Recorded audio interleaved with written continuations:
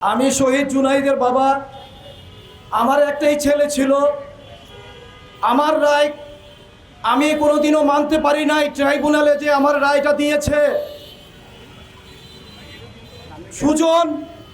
সুজন যে এতগুলি লোক আপনার চাঙ্কারপুলে গুলি করে মেরেছে, সেই সুজনকে তারা 6 বছরের কারাদণ্ড দিয়েছে।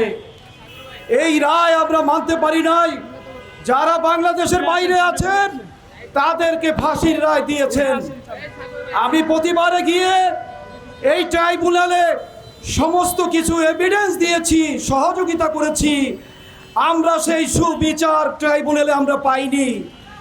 আর আজকে গত 2 বছর হয়ে গেল, আজকে আমাদের কোনো জুলাই সদনের কোনো বাস্তবায়ন হয়নি এবং আমাদেরকে সুষ্ঠু বিচারের কোনো আশ্বাস এখনো দেয়নি তারা।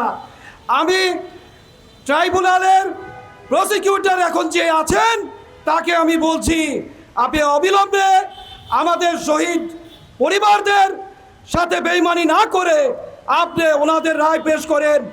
আজকে যেহেতু স্বরলিপি একটি অনুষ্ঠান, অনুষ্ঠান হচ্ছে, সেই অনুষ্ঠানে আমরা এই দাবি আদায় করার জন্য এখানে দাঁড়িয়েছি। আশা করি আপনি এই বিচারের জন্য আমাদেরকে সন্তুষ্ট করবেন এবং অবিলম্বেই আমাদের শহীদ পরিবারদের নিয়ে এই বিচারের কাঠগড়ায় সবাইকে, যারা আসামি তাদেরকে দাঁড় করাবেন। এই বলে আমার বক্তব্য শেষ করছি। আসসালামু আলাইকুম ওয়া রাহমাতুল্লাহি ওয়া বারাকাতুহু।